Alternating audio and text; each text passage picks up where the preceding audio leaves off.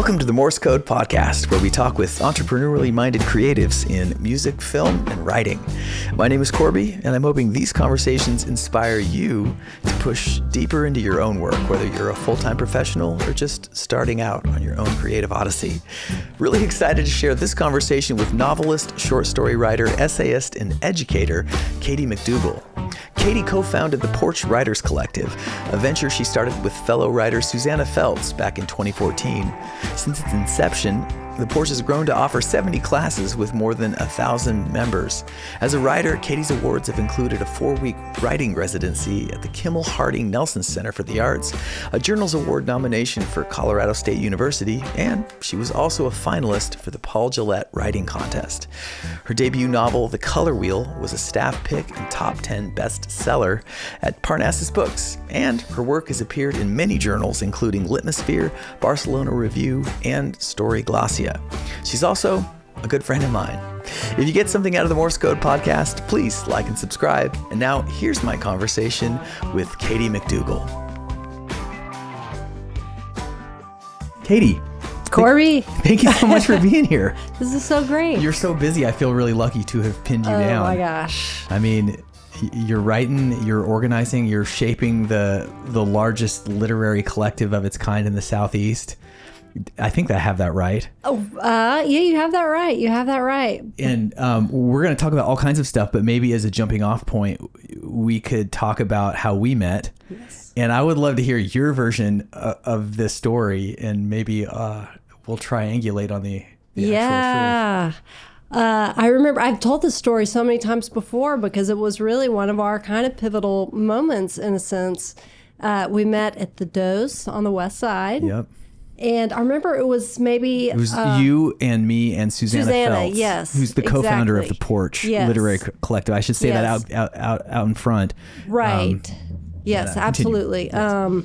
And Susannah and I in those days were like taking every meeting that came our way. We just, just because when you start something new, you never know what doors will be open. But I remember it was raining outside. I remember you maybe broke your key in the car or something like that. Yeah. That sounds like... And then the guys next door at the liquor store came over and demanded you move your car. There was just, it was not It wasn't a normal meeting. But the moment that I remember so well is you're sort of saying, well, the problem with literary events is they're just not performative like music is. Like what we need is Tim O'Brien, the musician, with Tim O'Brien, the author, and we'll call it Tale of Two Tims, and we all kind of laughed. And then I said, I actually know Tim O'Brien, the author. And you were like, I can get in touch with Tim O'Brien, the musician. And boom, we made that thing happen. It happened so fast. And it really changed the trajectory of the Porch because we did that in January of 2015. So we had just, had a year under our belt. And we had TV coverage. 225 people came to that event. So suddenly it sold out. Yeah. People were in the upstairs balcony of Green Door Gourmet Barn. And so ever since then, like that expanded our mailing list by lots. Mm-hmm. And so you're part of our history. I am honored. And I was so happy to have been part of that. And it actually changed my life as well, which is in the sense that you guys invited me to open for the show. I kicked it off with a couple of songs. And I played this song that I wrote with my friend Megan McCormick called My Little Life on the ukulele. Yeah. And the Lit Nerd. I love that song. Book Nerd. Yeah, Book Nerd. Yeah, totally. Book Nerd, yeah. So I play my two greatest hits. And at the end of the show, this woman walked up to me and she was like, hey, you said you had a book or something for sale? and we can compare notes on this a little bit later in our conversation, but I had self-published this book called Medium Hero, a collection of short stories. And long story short, she was the acquisitions manager at Turner Publishing. Stephanie Beard is her name. We're good friends to this day. Yeah. And they published that book. And so that would not have happened except for that event. So I owe you guys a great deal of gratitude. Good things come from taking coffee meetings. But the book was how we had originally met, because you were selling it at Parnassus. That's right. And I think Karen Hayes said, hey, you should meet Korby. And you know, you said coffee, and we said yes. So, yeah. So it was destined to be, in a way. Destined to be. And you were also on our board for the next 4 years. Yeah. So I've had a front door seat to the growth and the evolution. And I mean, it went from just being kind of a dream between two talented people to sort of a force of nature here in the area. I mean, to me, it's like everybody knows the Porch. You guys, sweet. How many classes are you offering, or do you know? Can you keep track? I know. So changes. This fall we have, I think ballpark 60 offerings. So maybe, or more than that, probably 40 to 50 classes, and then brown bag lunches, happy hours. We're doing. What are brown bag lunches? Those are kind of if someone wants to dip their toe in for an hour and see what the Porch is up to, and they tend to be things a little bit more. Well, actually, that's not true. Some of them are professionally based, like we've got one on SEO. Like how to make a good SEO. Yeah. That's how I would put that, because I know so little about it. I should take that class. Right. It's like also kind of some publishing type classes, but Sure. I'm also teaching one called Possibilities of Plot in a couple of weeks. So lower price point, shorter amount of time. Mm-hmm. So we have those. But yeah, I mean, we've got over 150 classes a year these days. Amazing. So, and that's in service to people with interests in writing at every level, right? Or as many levels as possible, from the full-time professional to like maybe I should write my first paragraph, right? Type of person. That's one of my favorite things. Over the years, I've taught at the Porch also, and these days I teach less than I used to, but I always love finding out who's at the table on that very first session or, first hour. And it's always amazing that it's a mix of somebody just graduated from college and moved to Nashville and they loved creative writing in college, to someone's mid-career and just want something that is, creative and their own, to empty nester who finally has time to write this novel, to, 75-year-old retired judge who is writing historical fiction, So. Yeah. Everyone bound by a common desire to pursue themselves into the unknown, right? For its own sake, or for another sake, but also for its own sake. Right. People find writing in a lot of different ways. But yes, bound or all kind of bound by whatever that entry is, whether it's curiosity or discovery or just, Yeah, I mean, that's why I wanted to have you on this podcast, because a lot of what that's about and what I guess I'm about in some way is this idea of what creative work does for the person doing the creating. And I've had, like a lifelong journey of sort of being in that and then witnessing it as well, and noticing that the artistic moments in my life, be they music or writing, have meant so much more to me when I was, when it seemed like the people that were doing it were doing it because they wanted to do it, and that's a bad way of talking about it. But here's a story to illustrate it better. When I was in college, I always had a little bit of music talent when I was a kid, and I was super interested, and I had a high school band. And in college, I had various bands. I was a Fish junkie, and I was a music major in college, and I would transcribe Trey Anastasio guitar solos in my free time. I just was like a dork about it, and also like driven toward I didn't know what. But I just didn't like, I'd go to the clubs and I'd see shows, and I to this day I'm still just, this is anathema to me. But like the look of musicians and like the cool factor of it and the striking a pose and the everything that didn't have anything to do with music, I didn't fit in it, and I didn't like it. It felt like the opposite of what I was interested in. And I had this moment when I was like 22 or so, when I went to this bluegrass festival in Tacoma, Washington, called Wintergrass. It still's going. And they had it at the downtown Sheridan in Tacoma. And you walk in the front doors of the lobby, and I'll just never forget it. I was like probably 22 years old, and I walk in the doors, and there's just music everywhere. And it's being played in like little circles of people. And it's like these, fat old grandpas and these little kids and fiddles. And it just blew me away. To this day, I still go to all the festivals whenever I can. I go to Spigma is a big one that they have. It's a big pickin' conference that's in a hotel in February. Okay. And it just like lights me on fire because it's people that are just want to play music together. Mm-hmm. And also in the case of bluegrass, there's like very good musicians. Yeah. But you would never know it if you saw them in normal life, Right.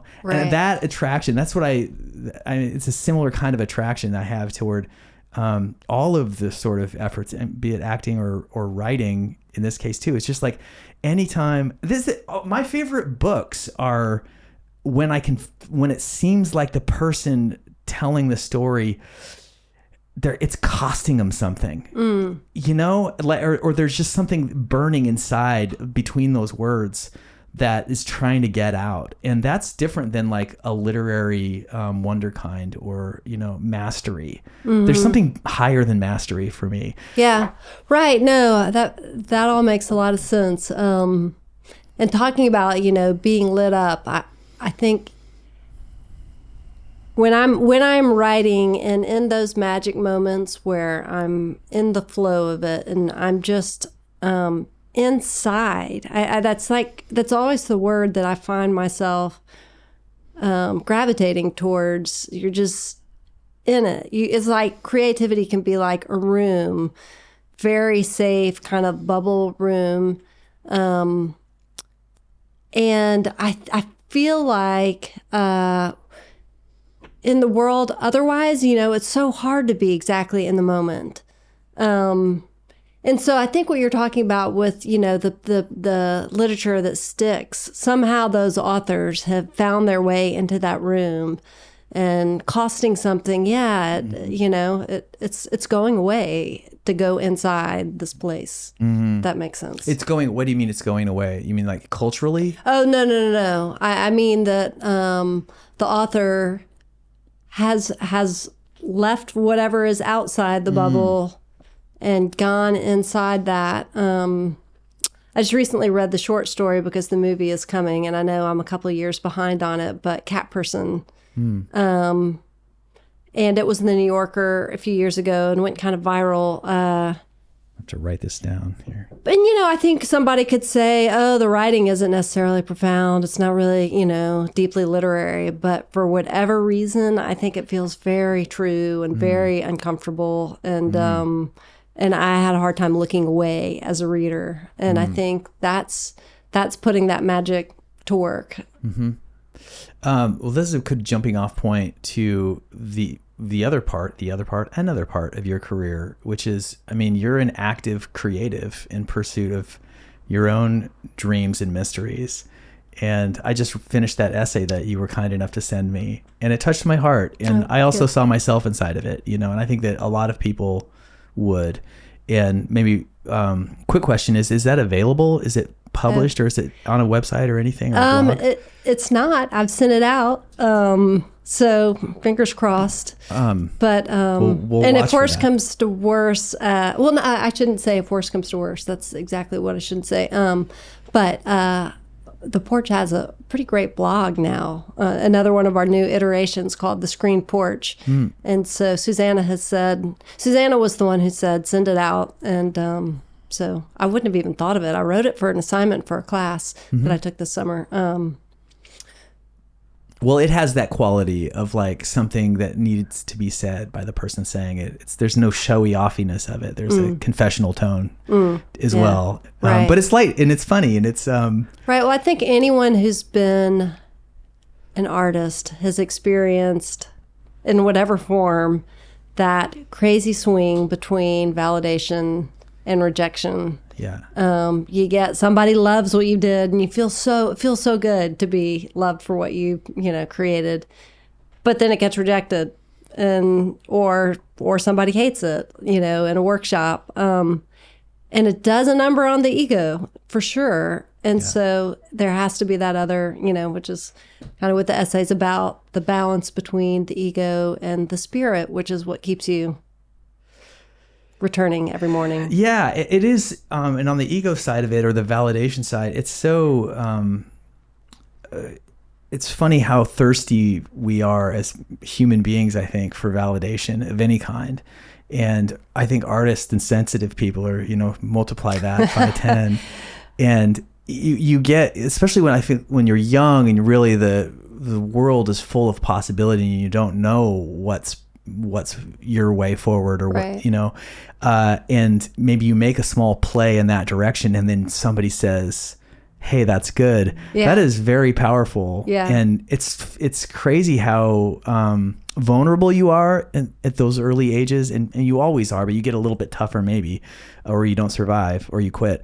But when you're young, that little bit of encouragement can send you off in a direction that you never would have done. And the person doing the encouraging, who knows how serious they were or qualified, right. But you don't know that. Right. And that is, it's pretty dangerous. Yeah. No, I honestly sometimes wonder if that short story I wrote in college that my professor and classmates loved, if that was just the thing to make me say, okay, now I know I'm going to do it for my life, like, it could have just as well been that I solved a problem in a biology class. I never took biology, so I don't even know. But anyway, yeah, that validation definitely. Yeah. And, maybe the other side of it too, I'm thinking about this, is that there's some kind of validation shaped hole in a certain kind of person's heart that they're just like, all they want is an excuse to pursue it. Yeah. You don't know that yourself. You might not know that, but given that encouragement, all of a sudden you're like, whoa, I've never felt this way before. Right. You didn't know that was so that was so important to you until it happened. And then you're like, I want to do that again. Like maybe this is, but yes, then you stand out, then not too much farther. And then you walk into a rock that was left there for you to trip over and many more after that. Yeah. So let's talk about your journey a little bit. You had an early, just a positive experience in college. That's not an outlandish thing.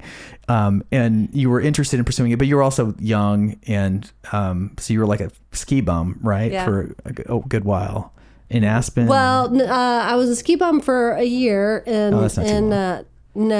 Vail. And I applied, I had gone to Colorado College, which is a small liberal arts college in Colorado, and I knew I wanted to stay in Colorado. I did no homework beyond knowing I wanted to stay in Colorado, and I thought, I haven't lived in Boulder yet. I'll just apply to Boulder. I'm sure I'll get in. Just didn't even I did not read any of the books about what do you look for in MFA. They didn't even have an MFA program. It was a master's in, I guess it was a master's in creative writing, but and it was very avant-garde, which my writing is not. I didn't know that. But I just assumed I would go. And when I got that rejection letter, I just, I remember being so just kind of plowed because if I stayed another year doing that, I was having too much fun. And I think one thing I learned in my year of delivering pizzas and flipping hamburgers and weeding flower beds is that I actually kind of like interacting with people and using my brain. So that was one of the takeaways So grad school was not the next step. Becoming an English teacher was. And then I circled back to the grad school idea. I see. Years later. And so you, let's talk a little bit about, your experience writing and trying to publish. And you wrote, I'm remembering this from the essay, so correct what I get wrong, but you wrote like a little short story, and you were at a writing conference, and the author, this is again another piece of validation that sends you careening forward. The author holding this panel had requested that people submit their stories, and she went through and she just kind of ripped them apart lightheartedly but savagely. And then she got to yours, and she was like, "This I could spend 400 pages with this voice," and that was yours. And I mean, how would you not think, well, that's a pretty resounding clue, that maybe there is something here. Yeah. And this person's a professional now. Right. It was Dorothy Allison who wrote Bastard Out of Carolina. And she probably would not remember that moment, remember me, but it sent me for 6 years writing my first novel. Yeah. And so you finished that, and then there's parts of this I really want to talk about. But you finished that, and then you reached out to an agent. An agent kind of got involved tangentially. There she was like, well, some revisions, maybe I'll shop it around. So you're excited about that. And then while you're doing it, you kind of self-printed some copies. I got one of those. And and so your closest friends and colleagues got to enjoy the book. And then the agent was like, actually, no. Right. And almost like over a year later, and she had asked that I not send it elsewhere in the meantime. Yeah, and that's also just insult to injury, because you were in waiting, right? And also there's a bunch of agents in the world, and right. But you weren't going to do that out of respect or hope to her, and then. So you wrote kind of in a funny way in the essay that the agents assume these larger than life proportions to authors who think that they just hold the fate of the sun, moon, and stars in their hands, and really they're just people also beholden to the bosses and the zeitgeist of the day, and right. And if they don't think they can sell it, who's to really blame them except the author whose heart they break? But did I read that right too? That she said something about, well, because you've self-printed it, nobody else is going to be interested. She so there was didn't a penalty say that. There? That was just sort of the advice I got at the time. And by that point, I think I was already had started working on the next novel, and had maybe talked to some people who said you should probably just put that one in the drawer, because now that it's been self-published, even though it hadn't been self-published like formally. Not formally. I mean, gosh, if you read the typos in the first 4 pages, it wasn't too formal in the whole process. It was just a thick pamphlet. But anyway. But it didn't have an ISBN though, right? Or anything like that. Yeah. No. So the Library of Congress wasn't aware. No. I didn't. So this is what I wanted to talk about for a second, because I was just like, that seems like a cautionary tale toward anyone who would want to act cavalierly in the name of getting their beloved work out there, come hook or crook, or whichever gatekeeper accepts or rejects them. But I had a completely different experience with that, where I did exactly that, what you did. Yeah. And I got lucky or what, but I felt like because the book didn't exist, like I had a book get published called Medium Hero, this collection of short stories that I on purpose self-released it, but I didn't even release it. I printed it and then sold it at shows for a couple of months, and then it was at that show with the Porch that the talent buyer discovered it, but it didn't have an ISBN or anything, and to me that was like it didn't really exist. But so I was super naive, but also very lucky. Maybe what I want to say is, like, isn't there something to be said for just getting your book out there and having somebody be able to get it on Amazon? Totally. I mean, I think there's so many different ways these stories can shake down, and honestly, it's possible that I didn't try hard enough to. As it turns out, I like writing a lot better than I do sending stuff out and doing my homework and all that. But you're, I think the general thinking on self-publishing is if you happen to sell a lot of copies and it does well, then that changes the tune of the agents and editors.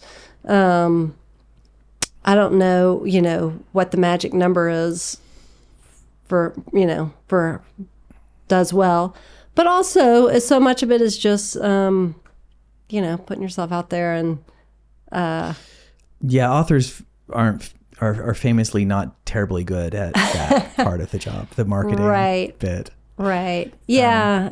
And I mean, what we're talking about is sort of ancient history. I mean, that book was I finished that book in probably 2012 or something like that. Mm-hmm. And, and there's another book since then that has an equally kind of convoluted story within it. In terms of its release or? In terms of its journey to bookhood. Which right now is kind of at a dead end until, But you wouldn't take book number 2 and put it on Amazon and... Maybe.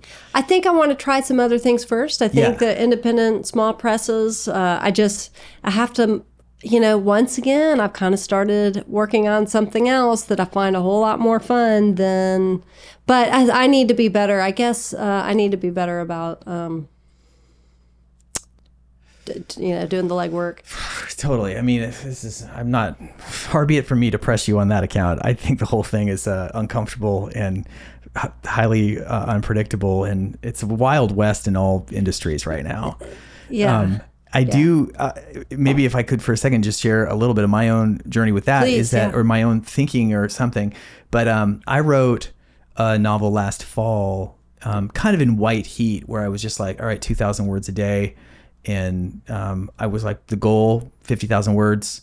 So I knew if I do it 5 days a week, 9 weeks from now, I'll have our first draft. And I just made sure and hit the daily goals. And then I hit the big goal. You're so good that way. I don't know about that, but it's kind of hard on my wife sometimes. But I had and have this novel, and then I revised it, and I was like, I think this. I'm happy with this. And also, I had a larger goal with that book, which was that I'm working on this TV show to sell this thing, and I've also, when you listen to books on tape sometimes when you're driving around, mm-hmm. I just listen to YouTube videos about every aspect of indie movie making, filmmaking, marketing. I also listen to there's another a channel on YouTube called Film Courage, which is mostly interviews with people on the writing side of film. I find it to be really valuable. And lately she started posting a lot of just straight up writers talking about their own process and getting it out there and their own perspective. It's uneven, and it's with anyone's opinion, you kind of have to just weigh it against your gut and all of the other opinions of people, because there's not, there's many ways to the top of the mountain, or even the middle part of the mountain. But this idea in the indie world is to create, they call it IP, intellectual property for an idea. And like the gold standard of that would be like the Marvel universe is about as big as intellectual property as there gets, so that everybody's so familiar with these iconic characters, Batman. Mm-hmm. So when they know that Batman, they're like, oh man, that's why they keep making Batman movies. And so to build out this like idea of this world that you want to sell in as many ways as possible, one of those ways would be to write a book about it. And so that's what I did. I was like, okay, I'm going to build this IP for Morse Code and write a novel for it. And I've handed it around on the low to several agents, and it's like interest, and like, let's see what happens. And I have reason to believe they're genuine fans of it. But there's a part of me that's like, I ain't getting any younger here. And I also like where I'm, like you, and I think like most creative people or writers, is that I'm interested in, that was like 3 projects ago, like where I'm living at in my mind and heart. And so I'm this thing is just sitting here. So there's this part of me that's just like, I always sort of want to see every project through. Right. And I just reached out to one of the agents that was interested, and it was just like, is it okay? Like, I didn't know how to put it, but I'm just sort of blunt and stupid, and it works for me sometimes. I was just like, can I just put this out? Like, I just want to get it out so it's available, because I have enough fans of some people will be interested in it. And she was just like, just give me till January. Just hold up. Slow down. You do. Yeah. Cause you do have, you can only, spend that coupon one time. Right. Is the tough part, and you don't know when to do it, and you can cash your own coupon these days. Right. So it's so hard to know when to just jettison, wait, or just get it out there and move on. I think most of the time it's good to just get it out there and move on. But so is she shopping around in the meantime? Yeah. Okay. Yeah. Well, that's good. Yeah, it's good. I just don't. Yeah, I'm just impatient. Anyway, so there's good things and bad. Here's one thing I do think that authors just need to own, and I'm framing it as a question, even though it doesn't sound like it. So I'd love to know your perspective. But the publishing world is so different, I think, even than it was 10 years ago, in not a great way. Because the corporatization of everything has made everybody extremely conservative in terms of what they're willing to take chances on. And so it behooves any creative person, be they a writer or a musician or a filmmaker, to handle as much of the marketing that their poor little hearts can bear. Because that marketing that you do yourself is only going to help you in terms of whatever deal you may or may not strike with somebody who can help you get it to a larger audience, because all of those people are looking for social media that they can draw on, like whatever you're doing to help yourself. So I think that's really hard for introverts in particular. And it's hard for me. I mean, I do it against Kyle, and I talk about it, a producer. It's an uncomfortable game to play. There's people that are sort of born for it, but they're not usually good writers.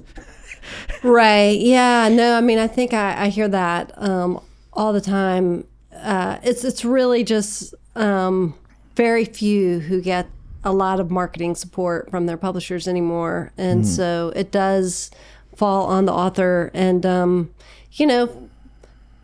plenty of authors who don't really do social media, because social media is a distraction from writing. And so if you don't have that, well, there's one thing. And then building a social media, it's a whole algorithm that's no fun for the introverted author. But at the same time, it is what it is anymore. Yeah. I've talked to several, whatever. It's a thing that comes up with any entrepreneurially minded indie person that you kind of have to do. You have to make peace with it or not. But some of the good advice, the part that I hate about it most is the time that it takes to do it. And then this sense of obligation that you feel, to do it, but like, it's not enough to just do it on one freaking platform, but then there's another one and another one. And that's like, wait, I got to do all of this. Yeah. And at some point you just have to be like, okay, I'm not, like, I just decided, like, I'm not on TikTok. Okay. I just can't, that's just one platform. That's a bridge too far, people. And so you kind of, the people that are really doing it well hire people to do it. Right. There's that too. You do a great job with your newsletter. Well, thank you. That's nice of you to say. And I think that part of the secret of doing the social media thing or any sort of marketing is like finding which one sort of resonates with you best. And I noticed that, like, I'm a long form guy. I like books. I like movies. I like long conversations. And so the newsletter thing for me is a good fit because I can put a lot of time into it once a month and give people something. And it's not going to be for everybody, but the kind of people that are going to like me, it's for them. Right. And it does work. Yeah, you have a voice, which I'm sure is in the book you've got, and was certainly in Medium Hero, but you have a very engaging voice, narrative voice. That's nice of you to say. Let's talk more about you and your writing habit. And like, so we talked a little bit about the ego side of it, and you know, the rejection and the from out there, but from the other side of it, what keeps you there is what is the real power of writing. Right. And let's talk a little bit about that. Like you have, some of your writing came out of, you know, just journaling, and you keep like several journals, or you have at points in your life. Right. So I almost feel like I have a divided writing life. I have a very active journaling life, and it is something that has happened very organically, starting, you know, as a 17-year-old, angry at, you know, whatever, adults, rules, that sort of thing. But it has become sort of, so journaling, I think, for me is my mechanism for an examined life. So it's a way to self-reflect. It is a way to kind of take the scramble of my brain and make it sit still.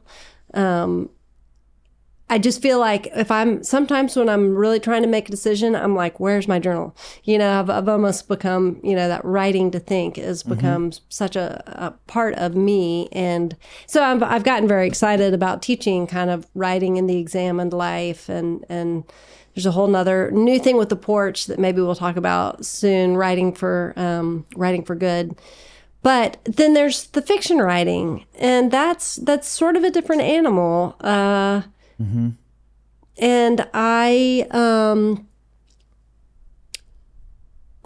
you know, they use the same tools, pen, paper. I fill a lot of blank pages, but I think the act of writing fiction, to me, if I do it every single morning by 8 a.m., I feel kind of grounded into myself and into my day, and whatever happens from that point forward, I'm sort of okay. And it's interesting. I don't know why that is, that fiction, that, you know, spending my time with people who don't exist and having them do things, you know, it's things that are true but not true. It's the lie that tells the truth. I think a lot about it, but obviously story is part of our DNA, and so writing fiction is you know, working that muscle of imagination in order in the sake of story. So, and it is something of a spiritual exercise in the sense that I'm coining this phrase maybe right now, but it's better to dance than to talk about dancing. And to me, fiction is dancing. And nonfiction books are very valuable, and I discipline myself to read one every other book I read. At times I can't stand it. Sometimes I have to go back to fiction.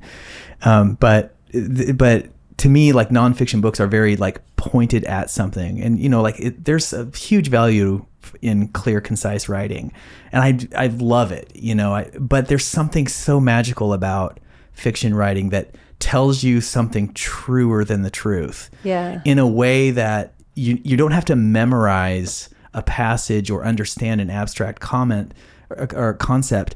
You can just remember the story, and stories they're so powerful that way, because everyone can remember a story, like an outline of a story that means something to them. They can tell you back that same story they read or heard, or you know, because it resonates with something underneath. It's like very I feel like serious. It's a way of examining the human experience from sort of a sideways lens. Yeah, and you use the word in your essay, I'm going to say it was empathetic, but that is so true about great fiction writing, is that I think that great fiction writing, and again, this is more of something that I'd like your perspective on rather than a decree, but great fiction writing, it doesn't take a position exactly.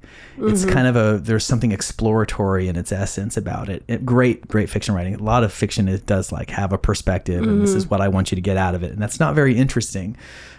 Whereas the great books and great stories do have, like, even the bad guy, you kind of can see a reason why he was that, where she was the way that she was. And you have an empathy for that person. I think that's why I like novels so much more than movies. It's very hard to do a movie. I love movies, but they can't quite get at the depth that a real novel can get at, because you don't have time in 90 minutes to really make that bad guy kind of have a strong degree of empathetic tension. Right. No, that's a good point. I've been thinking about. I sometimes have conversations with my husband, who used to be a great reader, and he's right in saying now that TV is so good that it's almost hard to justify reading a book when there's so much good TV. And I always say, the difference is interiority, really. The author is able to explore interiority in a way that movie and TV can't. Yes. Although you could make an argument that great TV manages it anyway through dialogue and other things. It is really good. There's a little bit of a get off my lawn kind of quality that I have toward that stuff. I watch a fair amount of TV. I watch plenty of TV with me and my girl do. What I like about TV is you can share it. Books are so they're so interior, like you said. But in books, what I like about books is you do the work. It's that like riding a bike. It's the difference between riding a bike and riding one of them electric scooters. All these kids are riding around. They're not getting any exercise, and they're just scooters doing all the work. Right. That's exactly it. And when you're tired at the end of the day, I get TV is easier, but it is definitely a more active, it's more of a conversation between reader and writer. But as far as empathy goes, I think about this a lot. There was a study in 2013 that came out, and I was a high school English teacher at the time, but the headlines were basically, people who read are better people. And here. So, of course, I'm rushing into my class. See? But basically the data behind it was they were, had different test groups, people who read literary fiction, people who read pulp fiction, and people who don't read. And in terms of how you can measure empathy, people who read, particularly more sophisticated, probably interior books, have higher levels of empathy. And, it makes sense. Like, if you've read a lot of books, you've stepped inside a lot of lives. Mm-hmm. You've lived different times. You've worn so many different skins. Mm-hmm. And you know what it is to be someone who is not yourself. Mm-hmm. And that's good for us, I think. Absolutely. So you know what it is to be someone who's not yourself in a way that's safe. Right. It might affect you psychologically and does if it's, has it worth its salt. But you, at the end of the day, put the book down and go have dinner with your wife. Right. And that's a good point, too. I read a book called The Story Animal recently, but one of the reasons that story is part of our DNA, in the same sort of evolutionary way as, food and procreation and all that, is that by hearing story, we put ourselves in situations so we're a little better prepared for when the situation arises. I think it's slightly harder to argue that than food or sex, but I think that's interesting to think about. And because story's been around a long time. So yeah, that's sort of, I get on that soapbox sometimes, particularly when I'm teaching story basics or foundations of fiction. I really think it's cool to think, like, I had a friend who once came to visit me in college, and I was in that moment of falling in love with fiction writing. And she said, so you just like sit around and make up stories? And it sounded so frivolous, I guess, when you put it that way. But yeah, sit around and make up stories and use language to make it real to the reader. And so I don't think it's frivolous. Well, obviously not. There's a passage I remember in A Prayer for Owen Meany that the narrator's the writer. It's written in first person, and I think he lives with his mother. This is 10 or 15 years ago, and it takes place over a long period of time, between the time when before and after everyone had a television set in their house, and his mother got a television set at some point, and then it never came off. And she always disparaged him for many things, but one of them was that he just was always scratching on a piece of paper. But she loved stories and she loved TV, but she never made the connection that somebody had to write those things that she likes so much. Right. And that's how people love their TV shows, but they think that to actually sit there and write a story is a complete waste of time. And I honestly don't disagree. I wonder. There's a lot of things that you can do that qualitatively improve other people's lives than to do this thing that you may or may not have something to show for it at the end. Right. That said, I choose to do it, but I recognize the argument against it. Sure. Well, my lawn's not mowed very well ever. And maybe that's not bad. Like J.K. Rowling, when she talked about writing the Harry Potter books at the very beginning, when she was a single mom, working at the publisher, they're like, how did you manage to do that, having the job? And she was just like, the dishes were never washed. The house was filthy. It's like, those are the choices you make. Now, would that we could know that we were just going to be J.K. Rowling someday, and it'd make it a lot easier to make that choice. Yeah. But it's funny. I made a conscious decision 10-ish years ago to start watching TV because I never did. And it was really like, part of that's probably due to me never having I've never had a community of readers. I've never been part of that really. Mm-hmm. Like wherever I lived, I was just kind of an outsider with it. Mm-hmm. And maybe that's everybody. Maybe every reader feels that way. But in Nashville, particularly, when I moved here, I was very like music, everything, and hanging out with musicians. And musicians don't read a whole bunch, and I'm not going to disparage them because they're busy making incredible works of art of their own. But I feel like I am on a crusade of. That's part of probably what this podcast is about a little bit, is to instill in people like this, as much as I can, like a love of reading, at least a curiosity about cracking open a book, because it is so cheap. I mean, it's very expensive in time, but it just takes nothing to sit down and read 10 pages of something, and you're richer for it. And you can go anywhere in the world, and it's like you can go anywhere in history. You can converse with anybody from all points in time. Yeah. And it's all open to you, and it's available right now. It's so rich. And it doesn't even cost $17.99 a month. Like what Netflix costs.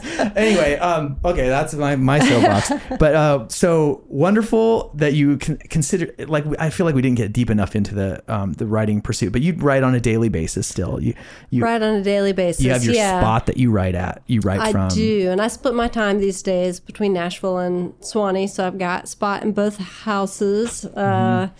But yeah, alarm goes off at 5:30, which isn't that early in the big, some people say, oh my God. Early.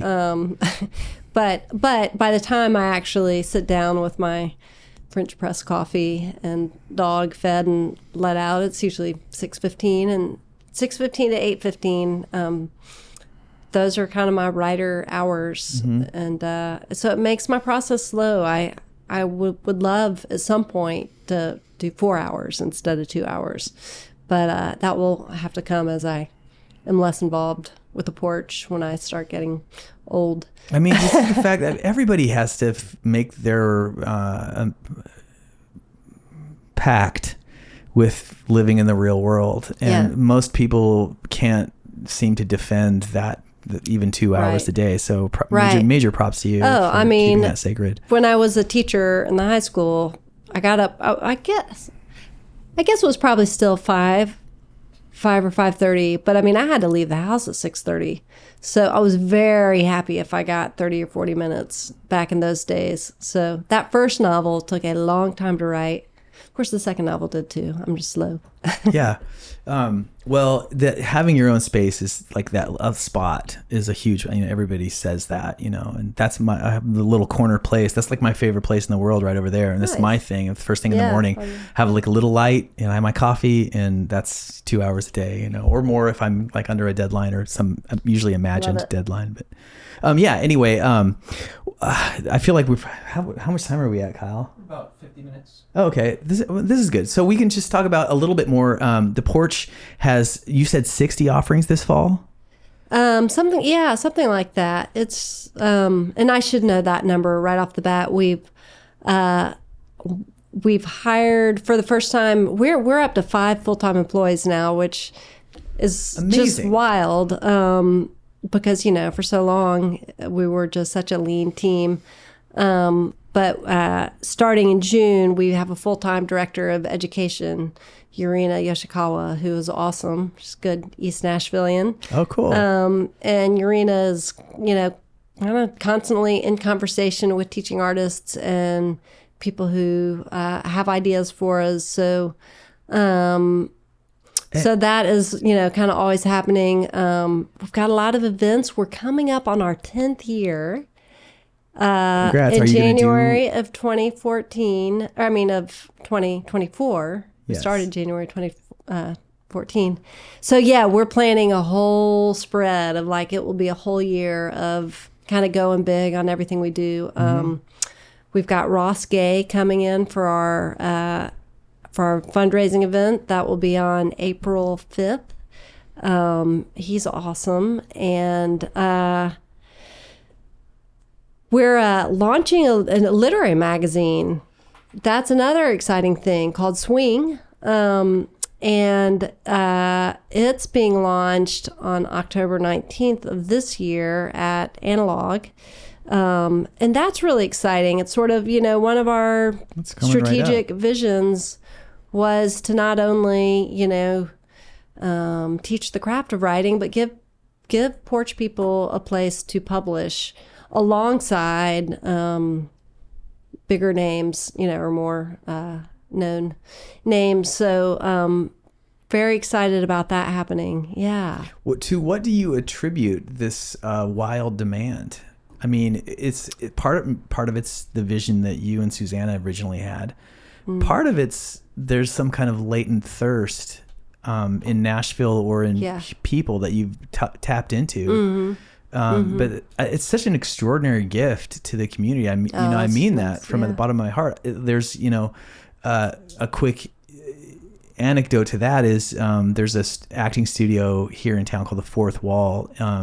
And they've only been around for 5 years, but similarly, the growth has been exponential. And they went from one class to 7 and 2 or 3 teachers, and it's hundreds of kids now. Oh, great! And there's just the Nashville 48-Hour Film Festival, which is kind of a yearly event where everybody tries to you put together a team and try to make a movie in 48 hours.